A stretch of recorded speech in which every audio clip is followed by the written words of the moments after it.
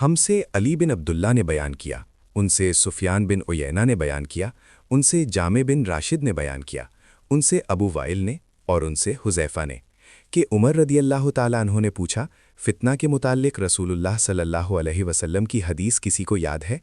हुज़ैफ़ा रदियल्लाहु ताला अन्हु ने बयान किया कि मैंने सुना है, आप सल्लल्लाहु अलैहि वसल्लम ने फरमाया था कि इंसान के लिए उसके बाल बच्चे, उसका माल और उसके पड़ोसी फ़ितना यानी आज़माइश व इम्तिहान है, जिसका कफ़ारा नमाज, रोज़ा और सदका बन जाता है।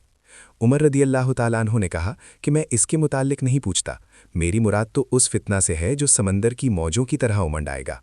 इस पर हुज़ैफ़ा रदियल्लाहु ताला अन्हु ने कहा कि आपके और उस फ़ितना के दरमियान एक बंद दरवाज़ा है, यानी आपके दौर में वो फ़ितना शुरू नहीं होगा।